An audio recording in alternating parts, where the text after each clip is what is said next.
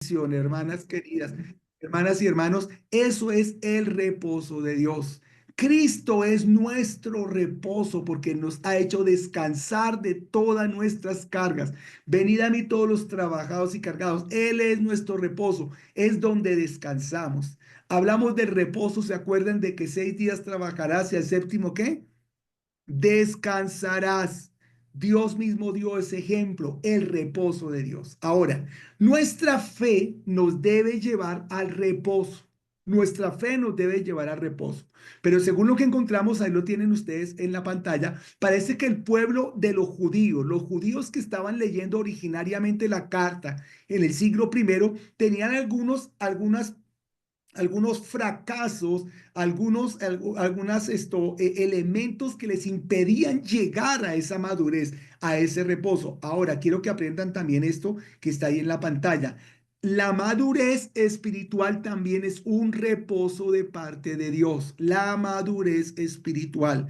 Recuerden ustedes, cuando uno es maduro espiritualmente, cuando uno ha crecido en la vida cristiana, eso significa que estás creciendo y que estás disfrutando del reposo de Dios. Es una alternativa que nos muestra la palabra de Dios y es lo que vamos a desarrollar ahora mismo. Mi hermana Mari, buenas noches. Buenas noches. Pastor, una pregunta. Yo quiero saber, por ejemplo, cuando hablan ahí en la Biblia del reposo de Dios, em, yo no estuve en la clase pasada, pero sí, por ejemplo, acabaste de nombrar algo que siempre lo he tenido como pendiente y nunca había tenido la oportunidad de preguntárselo a alguien. Cuando hablan de que 6 días trabajarás y un día descansarán, hay muchas personas que descansan y que lo toman el día sábado. ¿Qué día es el día correcto, supuestamente?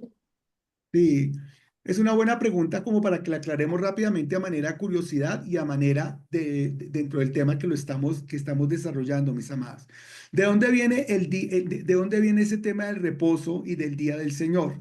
Empieza, querida Mari, para todos ustedes, mis hermanos, cuando Dios en Génesis capítulo número 1 hizo absolutamente todas las cosas y luego dice en este versículo, pueden encontrar en el capítulo número 1. Dice que después de haber creado todo, Dios descansó y tomó reposo. El último día, después de haber hecho todas las cosas, descansó y tomó reposo. Luego, posteriormente, ese concepto fue evolucionando y fue institucionalizado en la Torá, en la ley.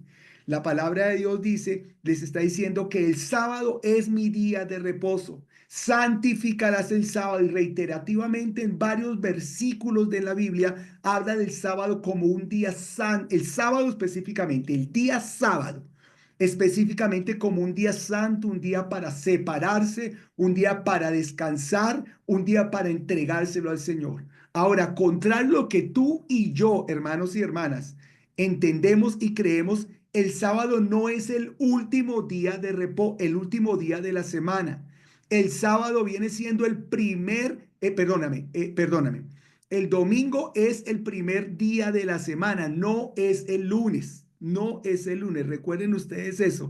El día después de los trabajos, de los 7 días de la semana, de los 7 días, del domingo al viernes se trabaja, pero el sábado entonces se descansa porque es un día santificado para el Señor. Ese concepto del día santificado del Señor institucionalizado en la Torá ha acompañado a la sociedad un día de reposo, un día de descanso por todos los siglos, no solamente en la religión judaica, sino que ese concepto también fue tomado por la religión cristiana en el siglo 1, allá en el libro de los Hechos, los cristianos con Pedro y los apóstoles también iban los sábados al templo o a las sinagogas y dedicaban ese día para descansar y para estar reflexionando en la Torá y cantando canciones, es decir, haciendo culto para el Señor en el día sábado. Recuerden ustedes que la iglesia cristiana no se emancipó, no se divorció de la religión judaica de un momento a otro, sino que ese fue un proceso y la iglesia cristiana nació dentro de los judíos hasta que finalmente por el cerramiento de la fe de los judíos, la iglesia cristiana comenzó a crecer entre los gentiles. aún creciendo entre los gentiles y las iglesias reuniéndose en las casas, porque no eran edificios donde se reunían, sino eran en las casas con líderes, con ancianos que conocían la palabra y se reunían a cantar y adorar al Señor, era también los días sábados. Hasta que llegó un papa que se llamaba el Papa Gregorio IV, Gregorio III, no me acuerdo el nombre de este papa. Y este papa, hermanos, en el siglo, no me acuerdo, creo que es el siglo 13, 14, 15, algo así, institucionalizó para la iglesia un nuevo calendario, un nuevo calendario. Ese es el famoso calendario gregoriano. ¿Qué es lo que indica el calendario gregoriano? El calendario gregoriano es un calendario que indica, según la Iglesia Católica, todos los años a partir que debían de contarse todos los años a partir del nacimiento de Cristo. Por eso se habla históricamente de los años antes de Cristo y los años después de Cristo. Antes de Cristo se cuenta de atrás para adelante. Desde el nacimiento de Cristo se cuenta el siglo primero, siglo segundo, siglo tercero, hasta el siglo XXI, donde vamos en este momento. Pero resulta, sucede y acontece que por esos cambios que tuvo el calendario gregoriano y porque los católicos tenían su zona, su fuerza allá en Europa, cambiaron el día sábado porque las costumbres eran así, cambiaron el día sábado de descanso para descansar en el día domingo, que era el día del sol y era más tradicionalmente aceptado por toda la comunidad y por toda la sociedad. Entonces cambiaron al domingo, amada. Entonces, ese domingo se convirtió para los cristianos católicos y luego posteriormente para nosotros los protestantes como el día del Señor. Pero eso tiene una ambivalencia o tiene una tangente que le sale y es la siguiente. No significa que entonces nosotros estemos pecando porque no aceptamos el sábado. Estamos seguros que Dios acepta que nosotros dejamos un día en la semana para dedicarnos a buscarlo y para nosotros, por la cultura, por las circunstancias, por la política, por la sociedad, es el día domingo. De hecho, mis amados hermanos, en mi caso, en el caso de José Quintero, mi iglesia es sabatina. Pero nosotros no somos de una religión por allá rara ni de una secta, no se preocupen. Somos 100% cristianos, evangélicos como ustedes, pero nuestro caso nosotros escogimos reunirnos los sábados. Reunirnos los sábados porque es el ADN que Dios le dio a nuestra iglesia. Nosotros los sábados nos reunimos los sábados. Eso no tiene más que se reúna el sábado o más que se reúna el domingo. Lo importante es guardar el principio que Dios le dio a la iglesia. 6 días trabajarás y al séptimo descansarás. Sin embargo, sí les quiero decir algo muy importante. A pesar de que la iglesia cristiana en general, por cultura, tradición, sociedad, trabajo y toda la cantidad de cosas, política y toda la cantidad de cosas, trabajamos 6 días de lunes a sábado y descansamos el domingo. Escuchen muy bien, hermanos. Eso es para la sociedad, pero definitivamente el sábado en la Biblia tiene un valor fundamental y tiene un principio de bendición supremamente alto, simplemente porque es el sábado. Yo quiero que ustedes lo sepan. Ahí es donde están, simplemente por ser el sábado, el día de reposo. El domingo tiene bendición, el lunes, martes, los otros, pero el sábado como tal tiene una bendición especial. Entonces les dejo ahí esa historia para que la tengan en cuenta en su corazón. Amén. Muchas gracias, pastor. Claro que sí, con mucho gusto, mi señorita. Bien, entonces aquí seguimos adelante. Principios para llegar a la madurez. Retomando, entonces estamos diciendo que ser maduros es llegar al reposo de Dios. Y esto lo vemos en el capítulo 4 del versículo número 1 al versículo número 8. Y ahí encontramos 3 temores que deberían de afectarnos a nosotros, que nos impiden llegar al reposo de Dios. Primero, el temor de precisamente no llegar al reposo de Dios. El segundo, el temor de no obedecer la palabra de Dios. Y encontramos un tercer temor, el temor de no creer en la palabra de Dios. El reposo de Dios es tan beneficioso, es tan lleno de bendición para nuestras vidas, que estos elementos son elementos que deberían de estar en el corazón en el cristiano.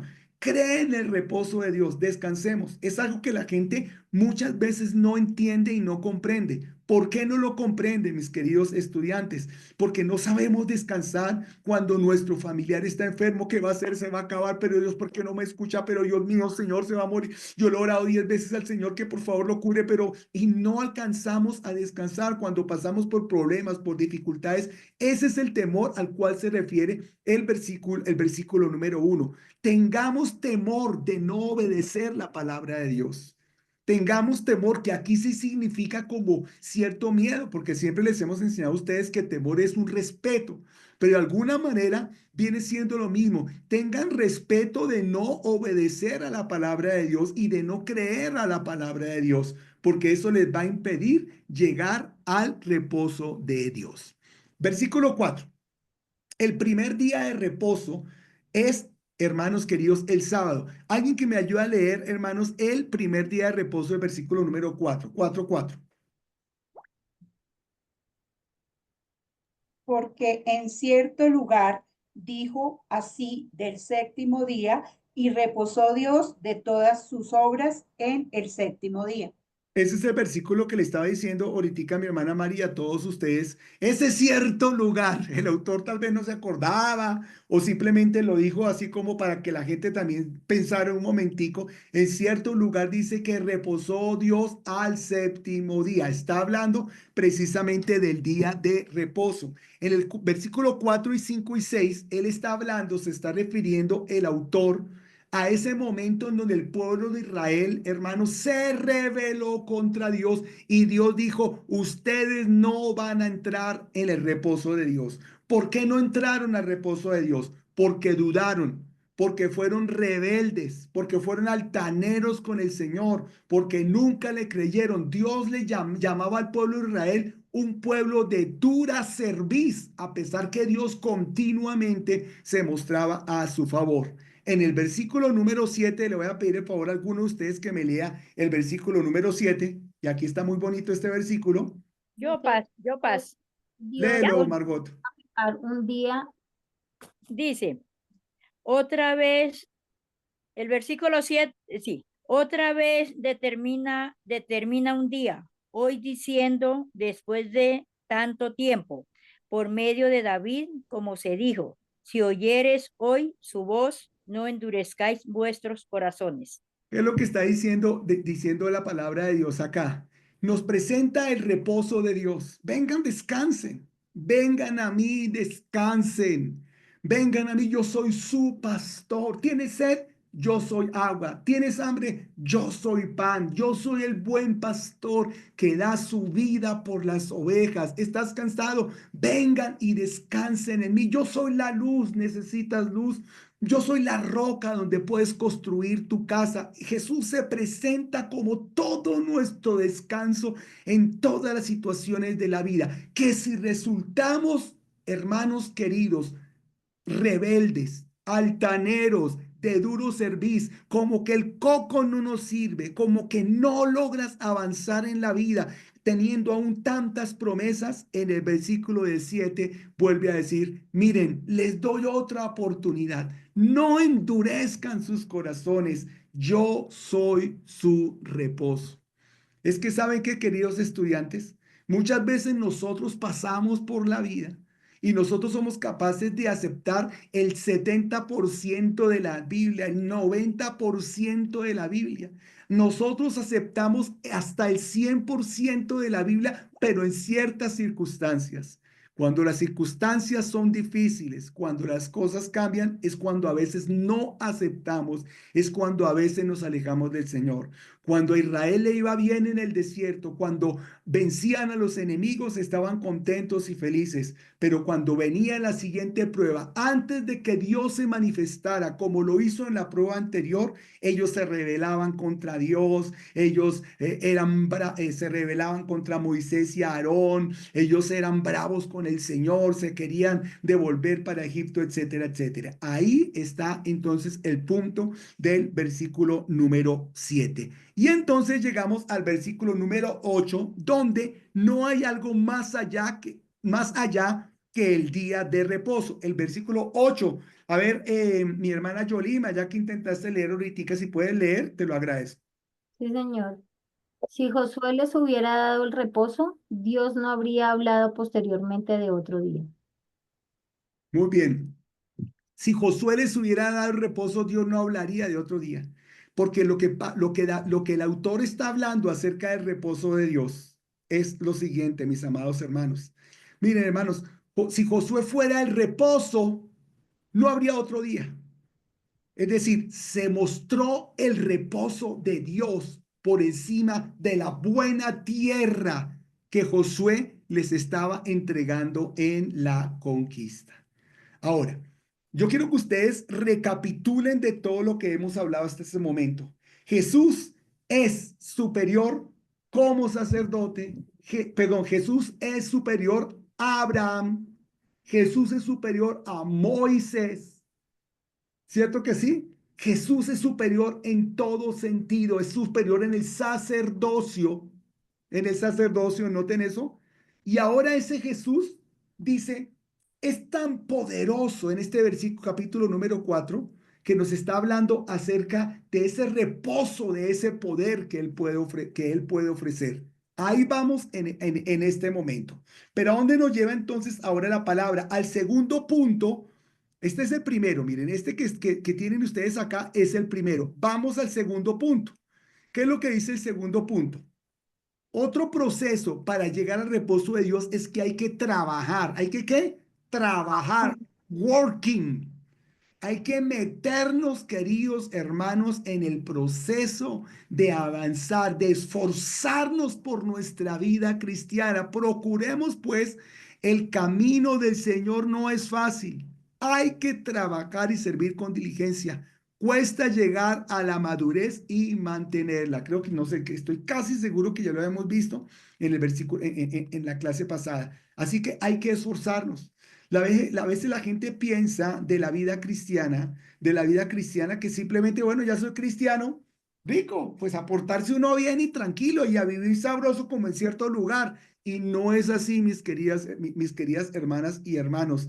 Hay que esforzarnos por guardarnos. Procuremos, pues, caminar en este avance, caminar en esta bendición, hermanos queridos, del versículo número 9 al 11. Queda un reposo para el día de Dios. Procuremos entrar en aquel reposo para que ninguno caiga en semejante ejemplo de desobediencia.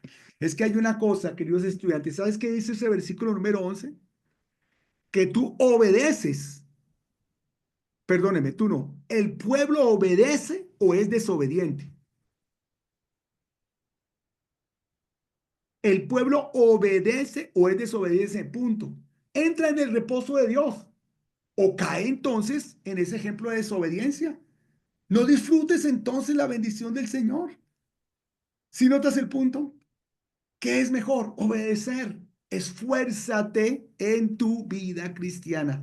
Nos cuesta, pero podemos llegar a buen término según la palabra de Dios. Porque la palabra de Dios es el tercer paso, mis queridos estudiantes. El tercer paso, y este versículo, por supuesto, ustedes se lo saben de memoria. Se lo saben de memoria, pero vamos a decirlo leído de la palabra de Dios. Entonces le voy a pedir el favor a mi hermana Maribel Garcés, Maribel, para que por favor leas el versículo 13. Nunca se les olvide que este versículo estaba secretudo en Hebreos capítulo 4, versículo 13, el que va a leer mi hermana Maribel. Y no hay cosa y no hay cosa creada que no sea manifestada en su presencia. No, Maribel, te dije el versículo 13, perdóname, ese es el versículo número 12. Ese es el 12. versículo 12.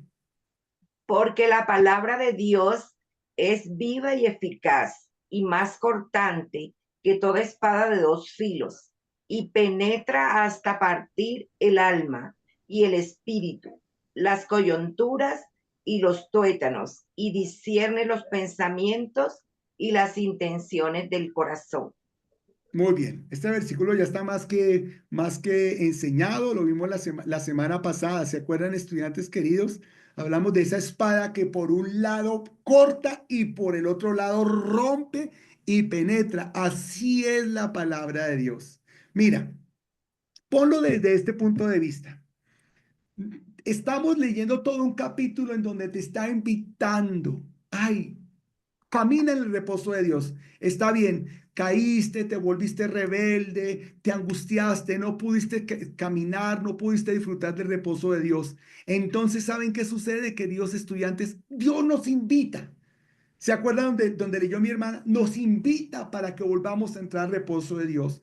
Y nos da tres elementos. Primero, el temor, que tengamos temor de no aceptar, como no vamos a aceptar semejante bendición. Y segundo, nos lleva entonces a nos lleva a dónde? Al trabajo. Nos esforcemos, hermanos, a seguir en el camino del Señor, que nos está planteando algo muy interesante. O te esfuerzas a disfrutar del reposo de Dios, o te esfuerzas a disfrutar de este camino tan lindo, o eres un desobediente. Es un ejemplo de desobediencia. El que no entra en el reposo de Dios, eso es una desobediencia. Entonces, llega el versículo número 12, y el versículo número 12 dice, porque.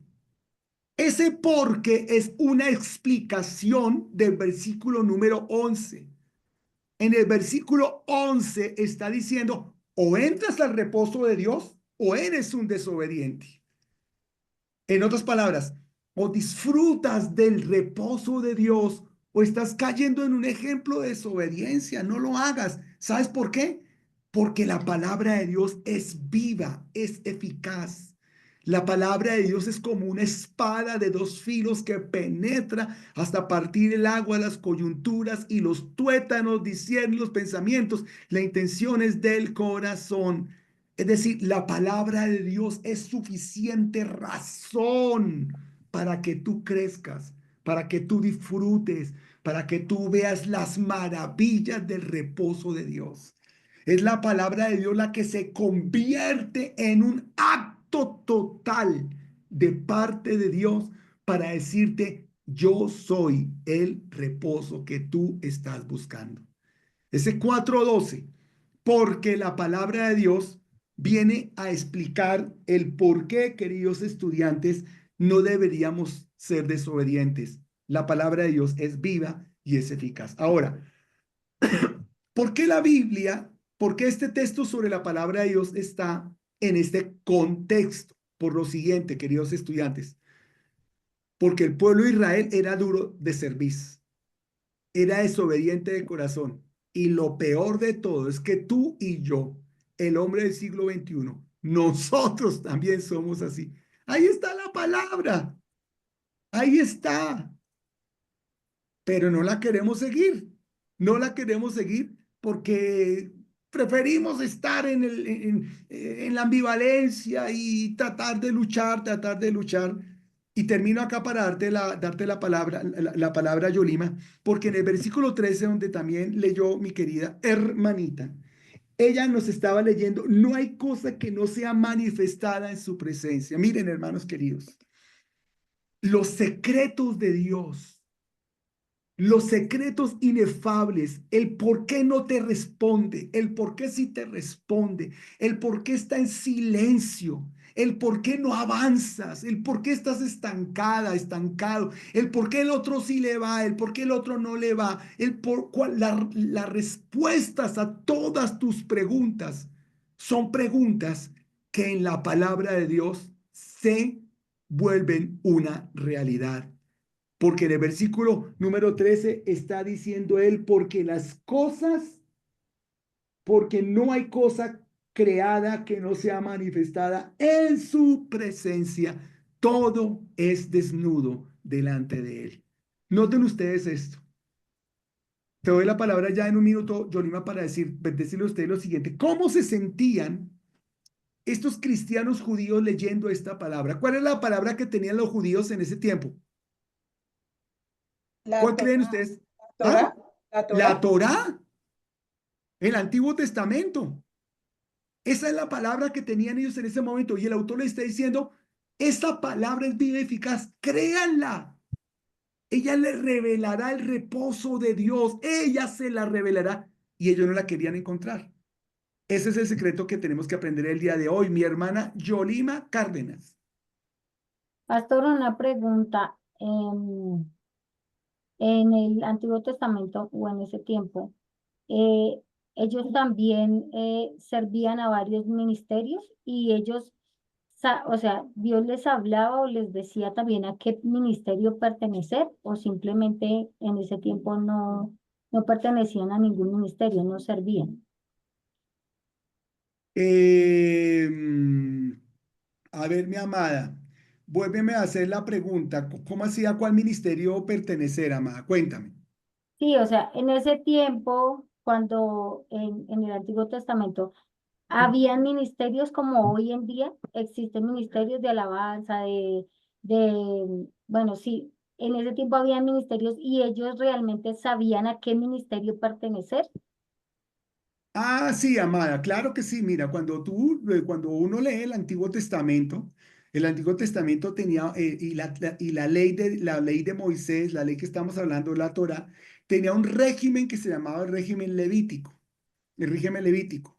Los levitas eran los encargados de ministrar en el templo. Eran los encargados de ministrar en el templo. Todo lo que tuviera que ver con el templo lo tenían que desarrollar los levitas. Es decir, ¿quiénes? Los descendientes de, bueno, los de la tribu de Leví, porque los descendientes de Aarón eran los sacerdotes, Entonces, ahí ya encontramos que habían unos, ¿cómo se llama esto? Habían unos Designaciones. ministerios, vamos a decir, o unos cargos asignados. Pero también tú vas a encontrar, cuando leemos toda la historia del Antiguo Testamento, vamos a encontrar que muchas personas de diferentes tribus aportaban lo suyo para el ministerio del templo, para el ministerio del tabernáculo. Habían talladores, habían ornamentadores, habían pintores, habían cocineros, habían cantores. De hecho, te quiero preguntar, ¿David era de la tribu de Leví o de qué tribu era David? David era de la tribu de Judá, pero David era un cantor, es decir, David aportaba su adoración a Dios a pesar de que no era la tribu de Leví. Algunos eran indicados hacia el ministerio porque pertenecían a la tribu de David o simplemente porque Dios les había dado un talento y ellos ponían ese talento delante de Dios para servir allá en el templo, Esa es la manera como más o menos esto se desarrollaban las cosas, aunque ese es un tema un poquito más amplio. En nuestros tiempos, en los tiempos del Espíritu Santo, de Hechos capítulo 29 en adelante, queridos estudiantes, que nosotros, tú y yo lo estamos escribiendo, es diferente porque en los tiempos de la iglesia, en los tiempos de la gracia, contamos con el Espíritu Santo y el Espíritu Santo es quien guía y sopla su unción sobre cada uno de nosotros. Empieza todo con que Dios te ha dado a ti un talento, te ha dado a ti un don. Segundo, el segundo punto es que tú reconoces ese don. Es que tú practicas ese don y como recordando la parábola, te ha dado Dios un talento, entonces tú inviertes en ese talento para ponerlo en los servicios del Señor y hacerlo crecer y hacerlo multiplicar. Pero paralelamente Dios está preparando un terreno en la iglesia en el cual tú puedes desarrollar tu talento. Es un terreno preparado por el ministerio de la iglesia. Si tú eres de alabanza, vas a encontrar un nicho en la alabanza. Si a ti te gusta la misericordia, vas vas a encontrar un nicho en la visitación, en las clínicas, en los hospitales. Si a ti te gusta la enseñanza, vas a encontrar un nicho en la iglesia, preparado por la iglesia para que puedas desarrollar tu ministerio. Pero por otro lado, el Espíritu Santo también está guiando a tus pastores, a tus líderes, para que tus líderes vean en ti lo que tú tienes. Y tus líderes te podrán llamar guiados por el Espíritu Santo, o el mismo Espíritu Santo te va a poner, entre comillas, de chalaca en ese ministerio. Es decir, simplemente el Espíritu Santo guiará todo para que tú termines en ese lugar, en ese lugar. Es un pequeño resumen que puedo darte de cómo actúa el día de hoy el Espíritu Santo con el tema de los dones. Gracias. Muy bien, con mucho gusto. Aquí seguimos adelante entonces, mis queridos hermanitos. Viendo entonces, terminando el tema de la palabra de Dios y del reposo de Dios. Entonces ahora pasamos a hacer un pequeño resumen, abriéndose estas cortinas tan buenas que pues mire tan chévere, hola. Hermanos queridos, podemos hacer entonces ahora un resumen del contraste entre los ministerios de Cristo y Aarón, de Cristo y Aarón. ¿Por qué se hace este contraste? ¿Por qué hacemos este contraste del capítulo 4 del 14 al 16? Esto está sacado del capítulo 4, 14 al 16. ¿Por qué lo hacemos? Porque estamos demostrando, el autor está demostrando quién es mayor. ¿Sigue siendo Aarón para los judíos cristianos que se habían convertido? ¿Vale la pena seguir considerando a Aarón el gran sumo sacerdote? ¿Hay alguien mayor? Y el autor le dice sí, Cristo, por lo siguiente. Aarón era un buen sumo sacerdote. ¿Quién dice que no? Amén, gloria a Dios, aleluya, Cristo vive. Claro que sí, él era un buen sumo sacerdote, mis queridos estudiantes. Permítanme un segundo. Pero Cristo, según la palabra de Dios, es el gran sumo sacerdote.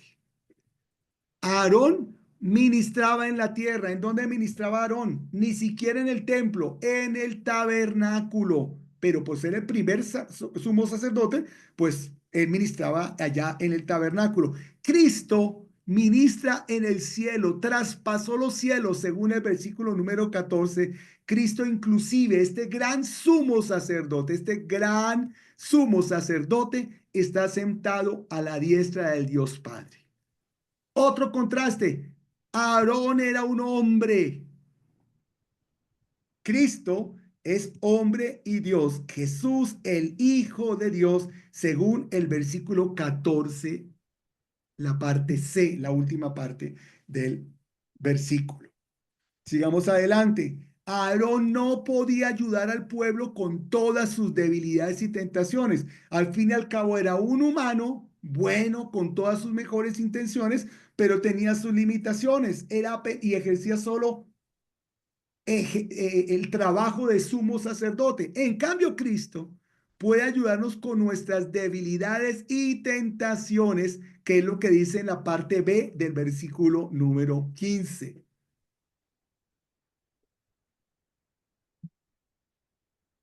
Aarón definitivamente era un pecador como todos los seres humanos, pero Cristo es superior porque Cristo nunca cometió pecado.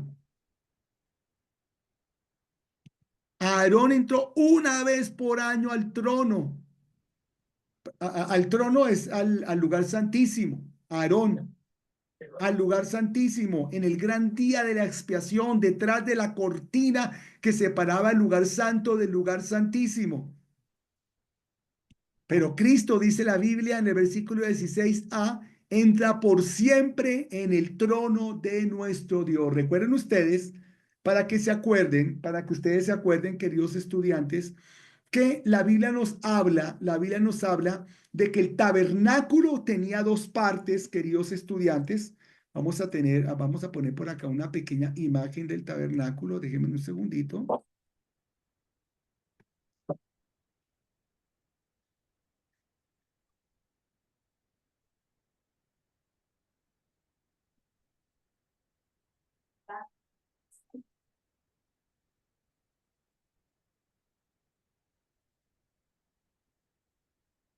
Déjenme un segundo.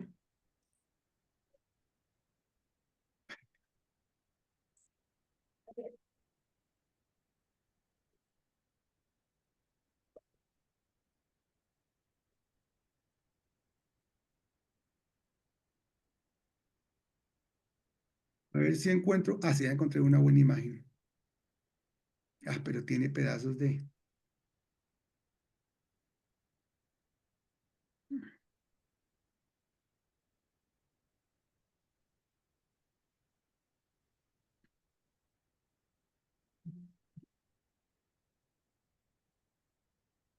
Vamos a intentar mirar entonces esta, a ver qué pasa.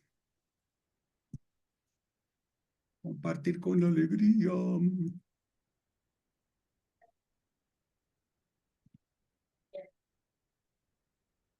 Estas imágenes que ustedes están viendo acá, queridos estudiantes, nos dejan ver un poquitico lo que era el tabernáculo de Moisés. Esta grande que están viendo aquí a la derecha, así más o menos era el tabernáculo allá en el desierto. Esta era esta parte que estoy señalizando aquí con mi mouse, hacia ahí se puede ver el mouse. Con el mouse, mis hermanos, era la zona exterior del tabernáculo, alrededor como en esta imagen. Venga, a ver qué imagen nos abre aquí. Alrededor, como en esta imagen, se hacían todas las tribus. Si notan a ustedes, 3 tribus por cada lado, para 12 tribus. Muy bien, lo que encuentran mis hermanos entonces acá eran elementos muy importantes que hay que tener en cuenta. Esta nube es la nube que siempre los acompañó a ellos los acompañó a ellos entonces en el desierto, mis queridos estudiantes. Pero hay otro elemento importante que quiero compartir con ustedes, mis queridos hermanos.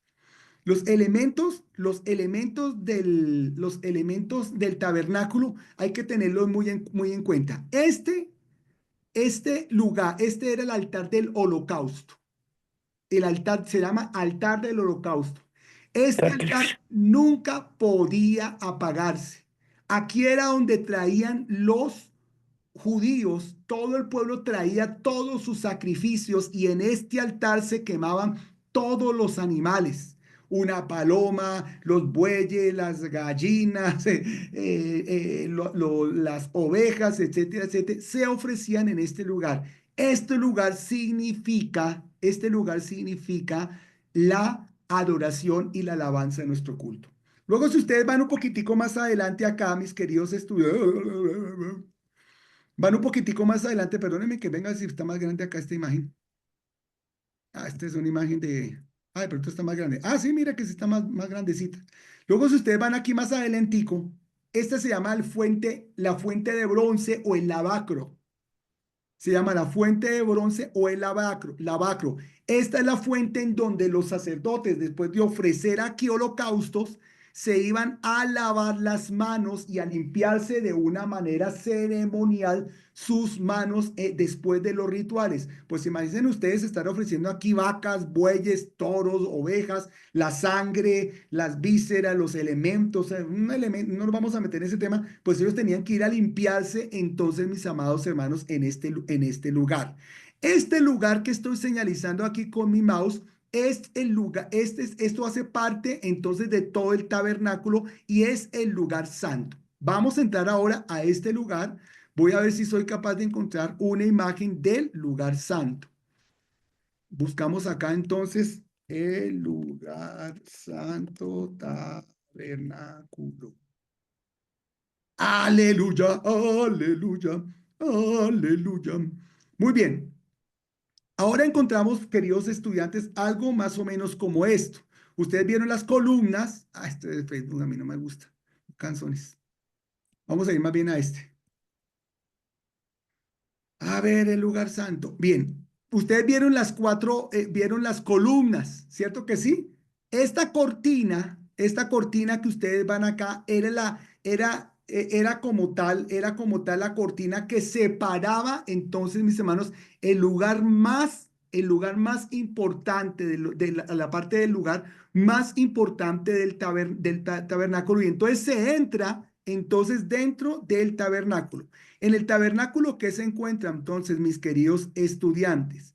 En el tabernáculo ustedes encuentran el candelabro de las 7, dentro de este lugar santo, este es el lugar santo, se encuentra el candelabro de las 7 brazos que se llama la menorá, Por eso la menorá, este candelabro, los 7 brazos, es parte de la identidad judía, de la identidad de los hebreos.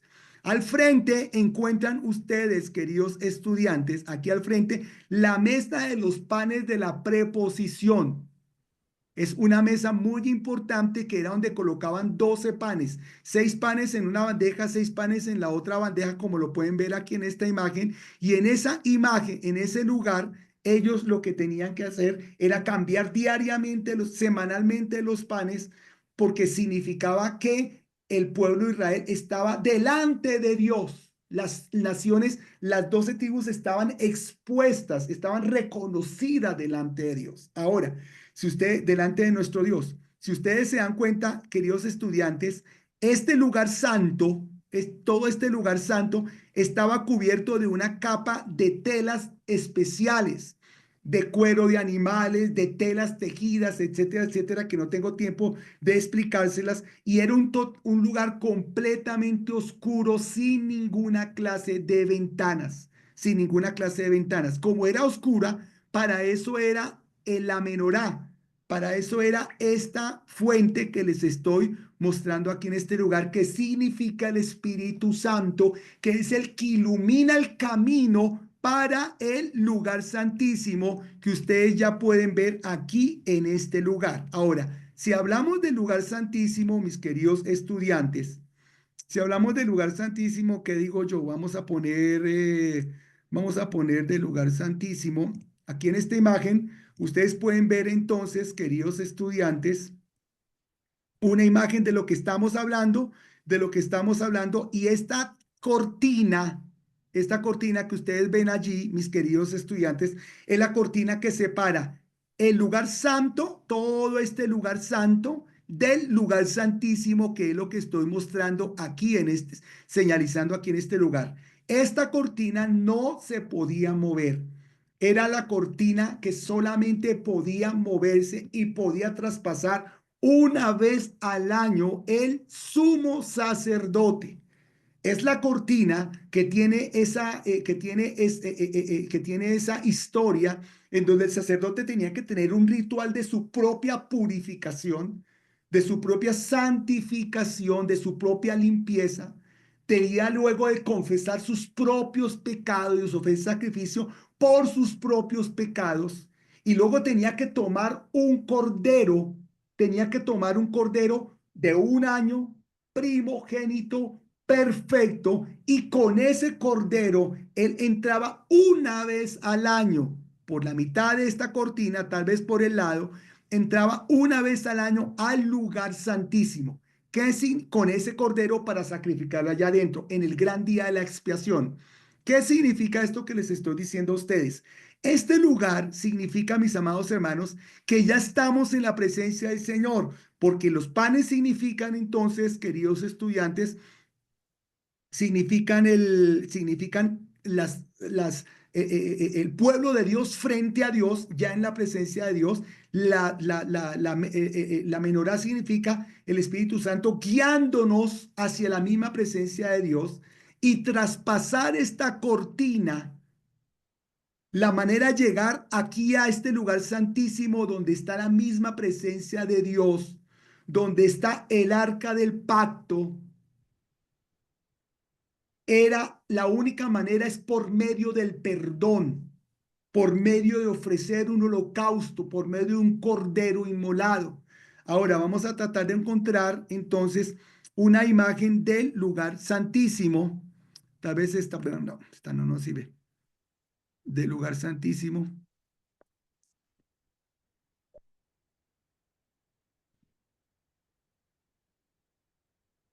Puede ser esta.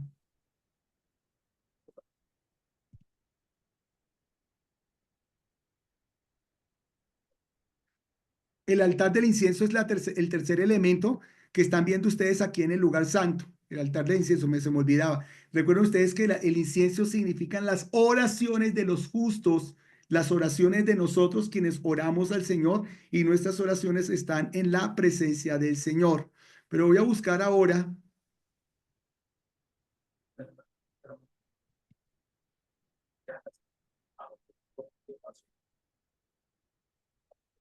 Bueno, acá hay unas imágenes, vamos a buscar a ver cuál de todas es esta.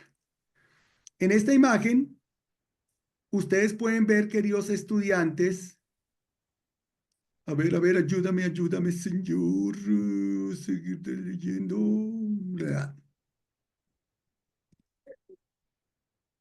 Vamos a buscar una buena imagen. Bueno, vamos a ver, aquí está la que estaba buscando.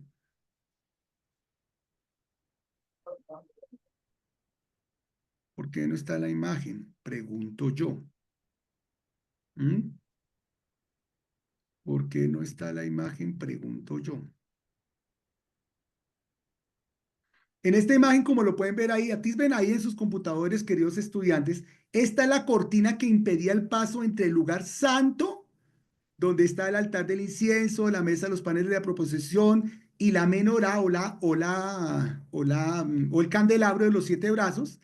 El sacerdote traspasaba esta cortina una vez al año en el gran día de la expiación y llegaba a este lugar que es el lugar santo. Este es el lugar de la Shekinah, es el lugar de la misma presencia de Dios. Es donde según el rito judío, la fe judía, según la Torah, ahí mismo habitaba Dios. Por eso a ese lugar el sacerdote tenía que entrar con una cantidad de requisitos completamente satisfechos en cuanto a su propia santificación y para ofrecer un cordero por los pecados del pueblo. Este, este mueblecito que ustedes ven acá se llama el arca del pacto. El arca del pacto es un arca, es un cuadro, un baúl de madera de cedro recubierto por oro, con varillas de oro, con aros de oro para poderlo transportar, y tenía dos querubines, dos ángeles querubines enfrentados frente a sí mismos, frente a frente, mirando la mesa. Cuando el sacerdote, mirando la mesa, la superficie de la mesa, cuando el sacerdote, vengamos a poner un arca, un arca del pacto, arca del pacto. Eso. Digamos que esta. Cuando el sacerdote que Dios estudia, ay, no, esta no me gusta, que estos son, siguen ¿cómo se llaman? Esos son de los testigos de Jehová, y eso sí no lo vamos a poner aquí jamás en la vida. Cuando los sacerdotes, queridos hermanos, cuando el sacerdote en el gran día de la expiación venía y ofrecía el animal regaba, bueno, este arca del pacto no tiene cuernos, pero normalmente la historia dice que en cada esquina había un cuerno y y el sacerdote sacrificaba al animal y dejaba correr la sangre del animal sobre esta mesa en un sacrificio especial, en un sacrificio por los pecados de todo el pueblo. ¿Qué significaba eso? Que esa sangre corría y cubría toda la superficie de la mesa, significando con esto que esa sangre cubría los pecados del pueblo que estaban expuestos delante de Dios. Y recuerden ustedes que los querubines, creo que hablamos en algún momento de esto, son los ángeles vengadores de Dios. Son los ángeles que Dios envía para destruir a todos sus enemigos. Y cuando el pecado está expuesto delante de Dios, de parte de delante de esos ángeles, de esos querubines, y ellos los están mirando, pero es cubierto sus pecados con la sangre del cordero, entonces es satisfecha. Entonces Dios con su perdón, perdonando al pueblo de Dios, perdona al pueblo de Dios. Ese acto que les estoy diciendo es un acto, mis hermanos, mucho mayor cuando hablamos de Cristo. Cristo derramó su sangre y cubrió nuestros pecados de la ira divina, de la ira de Dios, la ira que está expuesta para que aprendan un poquitico más en Romanos capítulo 1 y capítulo 2. Eso lo explica Romanos 1 y Romanos número 2. Y esa es más o menos la historia del lugar santo, mis queridos hermanos, del arca del pacto, del tabernáculo de reunión. Entonces, creo que Samuel, ¿tienes una pregunta? No, pase, era como para ayudarte. Cuando tú Gracias, vayas, ayúdame. cuando Cuéntame. tú vayas a buscar, bueno, una imagen, le das clic derecho sobre la imagen que quieres proyectar y le das a abrir imagen en una pestaña nueva y ahí sí te sale completa. Ah, bueno, bien, perfecto. Gracias, amado. Qué amable, mi hermanito. Una bendición, viejo. Listo, Chévere. Pastor. Gracias, amado. Muy amable. Dios te bendiga. Lida. Pastor, una pregunta, sé que es un poco compleja, pero el arca del pacto nunca apareció, pastor. Es una pregunta. Es una de las grandes preguntas que tiene la gente hasta el día de hoy. Todos los elementos, miren, cuando en el año 508 entraron entraron, ¿saben quiénes? Las tropas de Nabucodonosor. Acordémonos de la historia. Acuérdense bien de la historia. Recuerden, hermanos, que después de Salomón, después del reinado de Salomón, Israel, la nación de Israel, se dividió en dos. Al norte, y la gran nación fuerte fue Israel. Y solamente en el sur quedó una pequeña nación, que fue una pequeña nación representada por la tribu de Judá, de Judá, cuya capital era Jerusalén. Aunque Israel era grande, no tenían el templo. Jerusalén tenía el templo. Los de Judea tenían el templo, y allí quedaron todos los tesoros entonces de la nación en el templo de Judea. Pero cuando llegaron, siguió el paso de la historia. Recuerden ustedes que pasó lo de Israel, pasó lo de Elías, pasó lo de Jezabel, pasaron todos esos reyes que ustedes se encuentran en Primera y en Segunda de Crónicas y Primera y Segunda de Reyes. Y al final de esos reyes y los profetas de Isaías, Jeremías, Ezequiel, Lamentaciones, etcétera, etcétera, llega entonces la invasión de Babilonia. Y llega Babilonia en Daniel capítulo número 1, toma a Judá, toma a los judíos, que eran los únicos que quedaban, porque ya Israel había desaparecido, entran al templo y destruyen absolutamente todo lo que había en el templo, y destruyen completamente el templo. Se roban todo el oro, las piedras preciosas, los ornamentos, las cucharas, los tazones, los tenedores, todos los elementos del templo, y los transportan a Babilonia junto con los judíos que estaban en Jerusalén. Los transportan, y es cuando empiezan los 70 años de la desolación, de la cautividad babilónica. Según la historia, junto con esos elementos se llevaron el arca del pacto, se llevaron el candelabro, las mesas, etcétera, etcétera. ¿Qué pasó con todo eso? A los babilónicos no les interesaban esos tesoros, porque al fin y al cabo eran parte de la cultura religiosa de los judíos. A ellos les interesaba era ¿qué? El oro. Por eso es que los arqueólogos, los expertos, dicen que la mayoría de todos esos elementos que ustedes ven, por ejemplo, en esa imagen, fueron reducidos al fuego. Esas maderas ornamentales, esas telas, esos cueros, esas telas tan finísimas y esos elementos fueron reducidos al fuego, porque los babilónicos solamente querían era el oro, porque eso es lo que verdaderamente vale para el mundo, para los materialistas, para los paganos, el oro y la plata, etcétera, etcétera. Otro elemento que hay que tener en cuenta es que algunos historiadores y de pronto más especuladores que cualquier otra cosa dicen que el arca del pacto está escondida en un lugar que está debajo de la tumba de San Pedro allá en el Vaticano, no, que está debajo de no sé dónde, que está en el cuarto de atrás donde vive Benjamín Netanyahu. Se inventan cualquier cosa que ustedes quieran imaginarse. Lo cierto es que en general no hay que especular de ese tema, simplemente hay que aceptar que con el paso del tiempo eso se perdió, aunque puede haber la posibilidad que algún elemento, algún pedazo, alguna reliquia de esos elementos pueda estar enterrada, guardada en algún lado y no se ha encontrado, para no entrar en conspiraciones, porque si no terminamos, para entrar en conspiraciones, volvamos a ver Indiana Jones y el arca de la perdición, y ahí sí, hermanos, sabemos dónde está entonces esos elementos.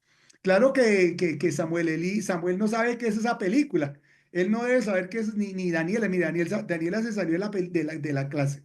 A ver, hermano Andresito, cuéntame, Iván Andrés. Pastor, otra pregunta, una pregunta curiosa. Bueno, vemos, estoy mirando y vemos que el Habla un tabernáculo, poquito más duro, Andrés, que no te escucho. ¿me escuchan mejor? Mejorcito, grita, mi hermano, gracias. Bueno, tengo una curiosidad, sí, estamos hablando del tabernáculo, estamos mirando los componentes que tenía, sí, pero pues también ¿Sí? sabemos que en el momento de que Israel estaba en su conquista y todo, ellos estaban en constante desplazamiento, ¿sí? Entonces mi pregunta o mi curiosidad es, ¿cómo hacían ellos sin llegar a, eh, digamos, tener que mover esos elementos o tener que de pronto entrar a entrar, digamos, a alguno de los sitios del tabernáculo? Sí, esa es una pregunta, Iván Andrés, de pura y física logística. ¿Quiénes podían, quiénes tenían que ver con este tabernáculo, con este lugar que yo les estoy mostrando en este lugar? Únicamente los levitas y toda la tribu de Leví. Ellos eran los únicos que tenían autorización para transportar, para montar y para desmontar el tabernáculo. Ahora, ellos no lo hacían como cuando llega un camión de trasteo y todos estamos allá, todos colaborando. Baja usted esa mata, no, yo llevo esos palos, no, baja usted esa cosa, no, que no sé, que venga, tomemos un trago. No, no, no, no, no. Eso era inclusive montar, transportar y desmontar el tabernáculo, era parte de un rito religioso. Ellos no podían tocar ningún elemento de esos sin haberse santificado y purificado. Por ejemplo, cuando yo les hablé a ustedes de este lugar, queridos estudiantes, cuando les, cuando les hablé a ustedes, mis hermanos, de la fuente, de la fuente del holocausto, del altar del holocausto, ese fuego del holocausto no se podía apagar nunca. Siempre tenía que estar prendido, lo cual significa que nuestra alabanza y nuestra adoración nunca deben de parar delante del Señor. Eso es un principio de la palabra de Dios. Pero ¿qué hacían ellos? Se santificaban y el tabernáculo, como ustedes lo ven en estas fotos, era completamente desmontable, era portátil. Entonces, en medio de ritos religiosos, cavaban en la tierra y desmontaban una a una las columnas, las amarraban de una manera ceremonial, las cargaban en carros una por una, dos por dos, tres por tres, y las transportaban al siguiente lugar hasta volverlas a desmontar, hasta volverlas a montar en ese nuevo lugar. Cuando llegaban al lugar que tú estás preguntando, a este lugar que es complicado, a este lugar del del lugar santo y del lugar santísimo, ellos quitaban las cortinas también ceremonialmente y para ese momento, mis hermanos, transportaban el arca del pacto y ellos no podían acercarse al arca del pacto a no ser que fueran destinados específicamente para ello. Ellos no podían tocar el arca del pacto. Ellos tenían que cruzar unas varillas en unos aros que habían en cada esquina del arca del pacto y la transporta y metían la varilla en esas aras, en esos aros. Venga, volvemos a poner el arca del pacto, por ejemplo, el arca del pacto. Mira, acá está esta imagen. Como me enseñaron mis queridos hermanitos a abrir imagen en una nueva pestaña. ¿Dónde está esa pestaña? Se me pasó. Ay, ¿cuál será la pestaña? Mírenla acá. Miren, queridos estudiantes, ellos la cogían de estos 4 palos y la podían transportar. Era visible para el pueblo. El pueblo podía verla en el transporte. No podían acercarse, no podían hacer, tenían que alejarse, estar alejados del arca del pacto porque era la presencia de Dios. ¿Se acuerdan ustedes esa historia que nos contó nuestro pastor en algún momento? Dentro de esta arca era hueco. ¿Qué había dentro del arca? La vara de Aarón que floreció, de Moisés que floreció, las, Tablas, eh, ¿ah? las tablas Eh, de la ley. las tablas de la ley y una porción de maná. Eso es lo que había ahí en ese lugar. Y caminaban. ¿Se acuerdan ustedes del momento cuando David intentó trasladar el arca del pacto a Jerusalén? ¿Se acuerda que iban transportando el arca del pacto y llegaron a una zona barrosa, de barro, y como que los transportistas trastabillaron y comenzó como a inclinarse el arca del pacto y alguien llegó y dijo, ay no, se va a caer el arca del pacto al piso, Dios mío, ¿cómo se va a embarrar? Y tocó el arca del pacto e inmediatamente cayó achicharrado. Una historia interesante, lo cual significa, mis hermanos, que solo Dios es quien nos atrae. Él es el único que nos puede permitir que vengamos a Él. Todo emana de Él, todo viene de Él y Él es completamente santo y no necesita ayuda de absolutamente nadie. Es una historia que después la podemos analizar en otro momento. Entonces, para el momento del transporte, por supuesto, esa era la manera de hacerlo, pero cuando llegaba volvía a montar el tabernáculo y volvían a cerrar el lugar y santificaban el lugar, de ahí para adelante ese lugar era completamente santificado. Nadie podía entrar a ese lugar, hermana Yolima. Pastor, yo quiero saber en qué momento se cambia el tabernáculo y se comienzan a hacer las sinagogas. Las sinagogas son aparte ya cuando, bueno, cuando ya Cristo está en la tierra, cuando ya es el Nuevo Testamento o más antes. Muy bien, te respondo con mucho gusto. Hay 3 edificios importantes para los judíos. El tabernáculo de reunión, el que está en el desierto, el que estamos estudiando, el que estamos viendo acá, mis queridos estudiantes. Perdón, este no es. Este es el tabernáculo de reunión. Cuando vean este edificio, es el tabernáculo de reunión. Cuando vean este,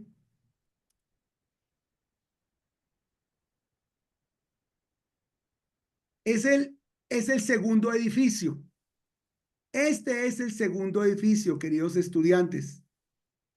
Ya como me enseñaron cómo son las cosas, mis queridos estudiantes, este entonces es el templo de Jerusalén, que han habido 2 templos, o creo que 3 templos. El templo que construyó Salomón y luego el templo que reconstruyó, hermanos queridos, Herodes. El templo de Jerusalén, que también tiene más o menos la misma imagen, la misma forma del tabernáculo. Todo este sector es el sector de los animales, de los sacrificios, y aquí quedaría el lugar santo y el lugar santísimo. El templo construido por Salomón era un lugar reluciente, lleno de oro, lleno de los mejores materiales, era un lugar de ver, inclusive, un lugar de ver impresionante, mis queridos hermanos. Pero el otro lugar, el tercer lugar, mis queridos estudiantes, eran las sinagogas. Las sinagogas. Las sinagogas, mis hermanos, eran simples edificios. Miren, edificios. Edificios, mis hermanos, que surgieron de la siguiente manera como ustedes, como se lo voy a explicar en este momento. Tabernáculo de reunión, el pueblo de Israel lo tenía durante su tiempo en el desierto hasta que llegaron a la tierra prometida y siguieron ofreciendo holocaustos en el tabernáculo de reunión hasta el momento en donde Salomón inauguró el templo de Jerusalén, el primer templo.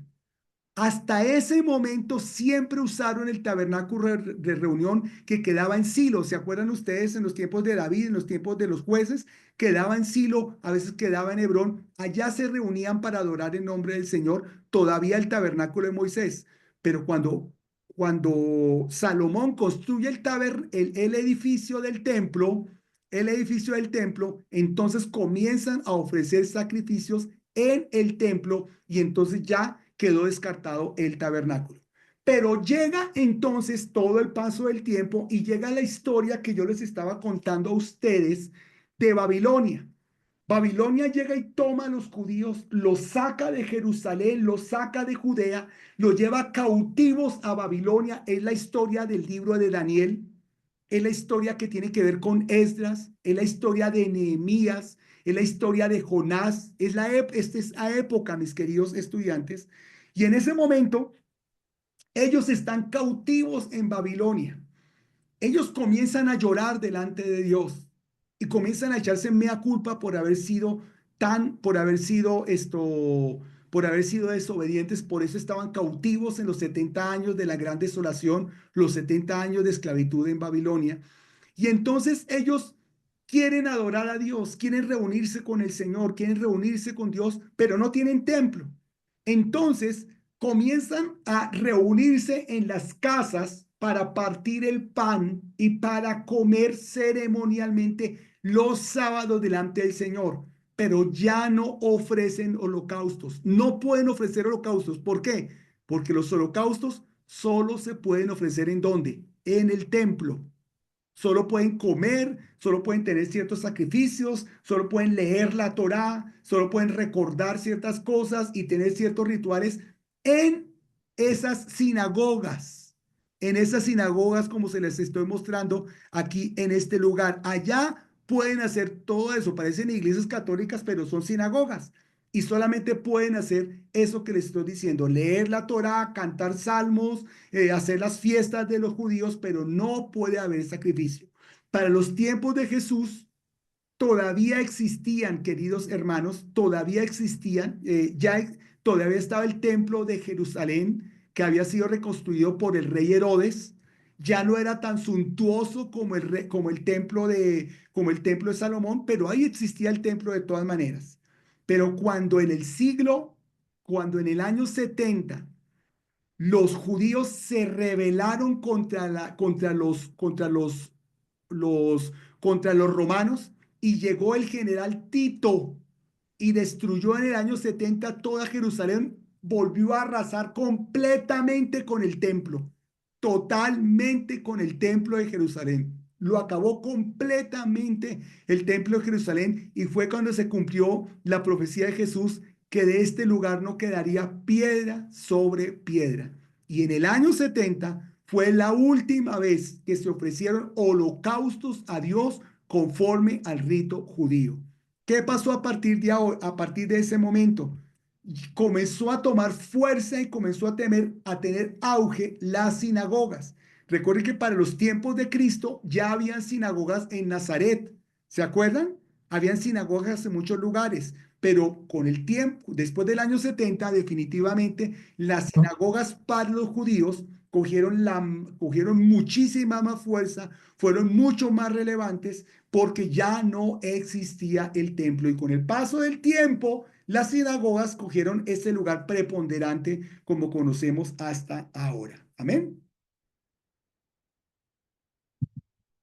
Listo, mis queridos hermanitos. Creo que hoy sí no pude avanzar en mi clase con esta preguntadera, mis queridos estudiantes, pero está bien, no hay ningún problema. Para eso estamos, para responder a todas sus inquietudes, mis estudiantes queridos. Muy bien. Bueno, ¿alguna pregunta para seguir con eso? Con eso lo cerramos. ¿Alguna pregunta de curiosidades que ustedes tengan con respecto a este tema?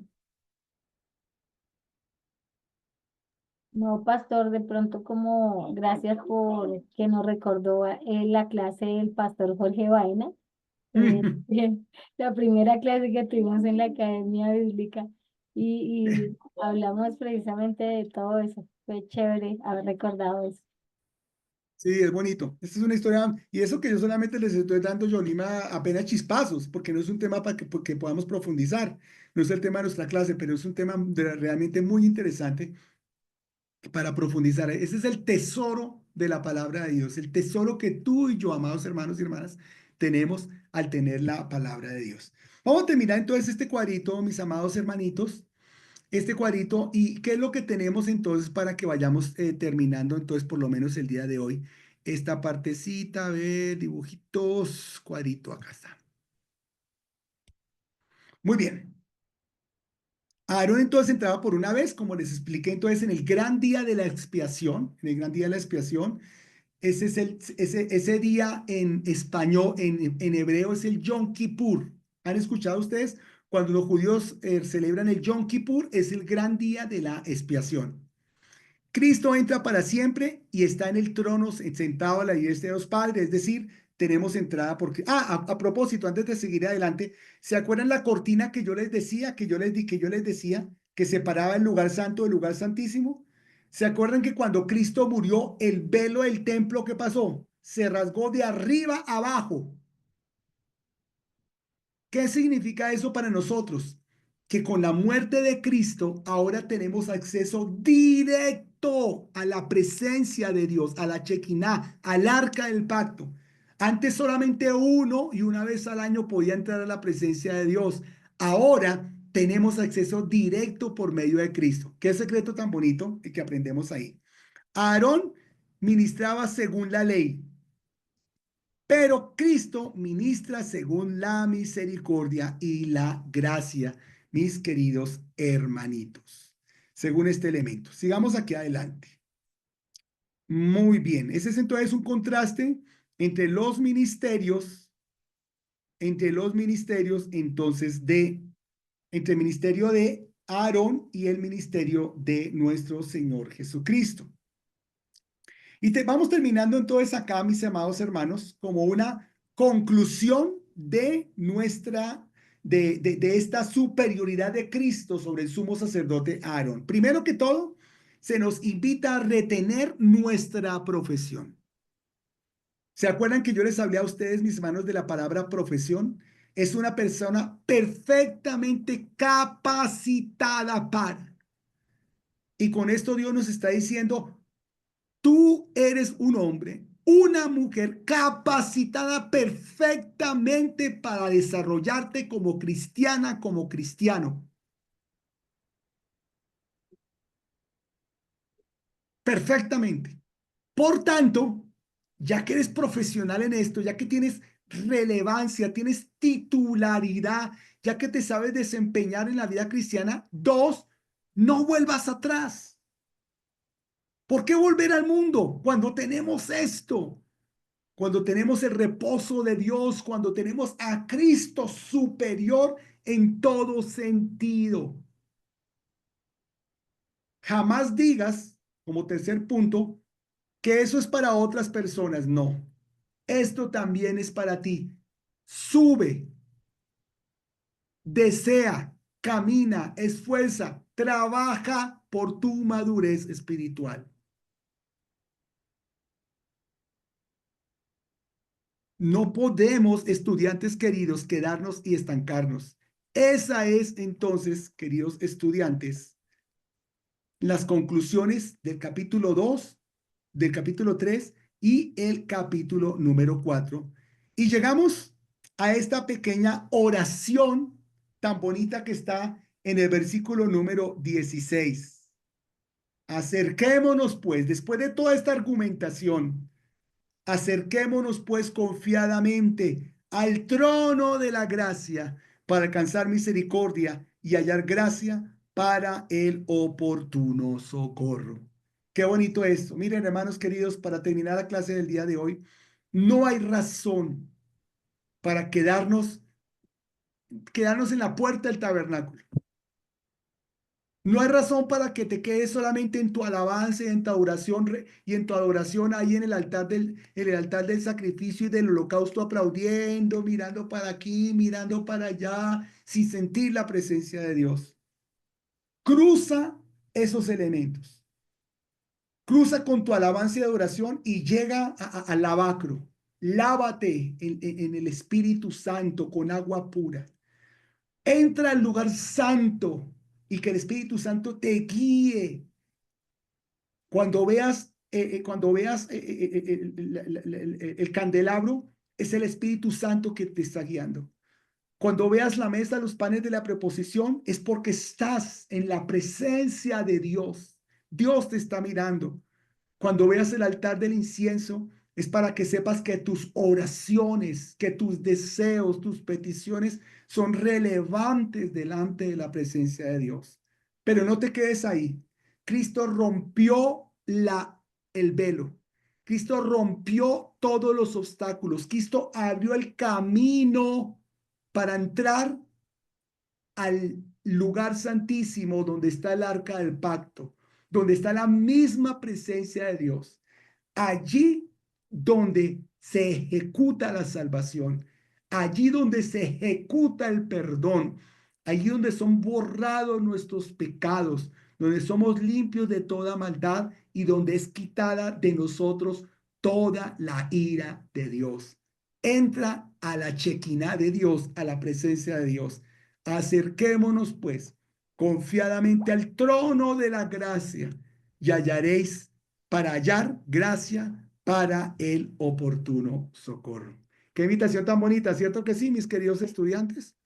Vamos a orar, Padre. Yo quiero darte gracias por la clase, Señor, del día de hoy. Gracias por enseñarnos, Dios. Gracias por prepararnos. Gracias por mostrarnos el camino.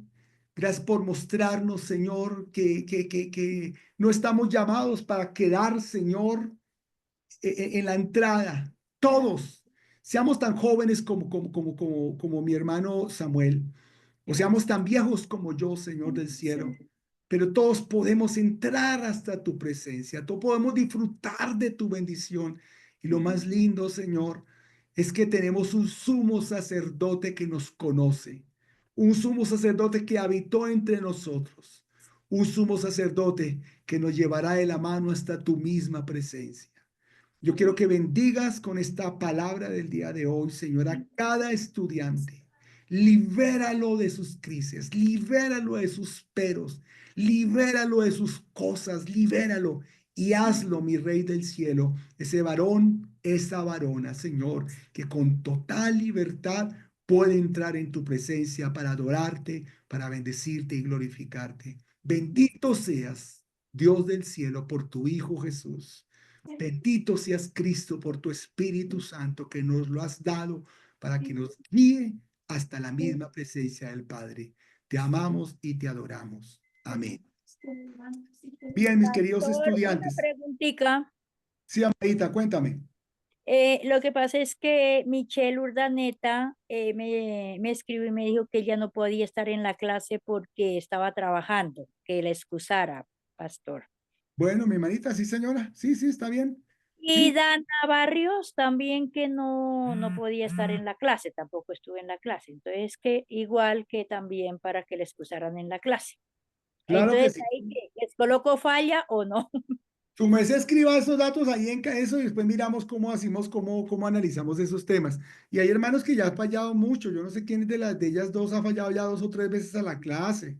Realmente pues se pierde la clase, ¿cierto? Y pues ahí aprendemos muchas cosas. Bueno, para terminar, les tengo esta Dana pregunta. Barrios no ha fallado a ninguna y Michelle Urdaneta, la de hace 8 días que ya se salió. Bueno, mi hermanita, está bien. Tenga ahí los datos, tranquila, mi hermanita, Dios nos guíe. Lo importante, Y perdón, lo de Daniela, que se salió a la clase. hoy, Sí. escriba que estuvo en la mitad, mi hermanita, porque ¿qué hacemos? Bueno, Sí, escriba eso. Eso es lo difícil de ser ahí la monitora, ¿cierto, Margot? Te toca ahí, sí, te toca señor. ayudar, ser buena gente. Ay, Dios No, mío. yo pido permiso, ¿qué hago? Soy obediente. ¿Tú te imaginas cómo será Dios, Margot? ¿Cómo será Dios? Uy, Dios con nosotros. Uy. Yo creo que Dios coge pelo por pelo de la barba, ¿cierto que sí? Uy, ese José Quintero, ¿cómo me saca la piedra ahora? ¿Qué hago? Dios mío. Bueno, mire, terminemos con eso. Después de todo lo que hemos visto, estudiantes queridos, esta carta leída por los judíos del siglo primero, a los que les llegó la carta, ¿se imaginan lo que están pensando? Están hablando de sus rituales, está hablando el autor de la Torá, está hablando de Aarón, está hablando de ellos, los tiene perplejos. Jesús es superior a Abraham, Jesús es superior al pueblo, Jesús es superior a Aarón, Jesús es superior a la ley, Jesús es superior y por medio de él podemos llegar a la presencia de Dios. No hay excusa, tienes un camino abierto a la presencia de Dios. Muy bien, mis estudiantes, dejemos por ahí, vamos a descansar. Dios les bendiga, nos vemos en 8 días. Gracias por escucharme y ahí seguimos en Paz, un abrazo. bendiciones. Gracias, Chao, pastor, chao. muy amable, bendiciones. Amén, bendiciones. Chao, chao.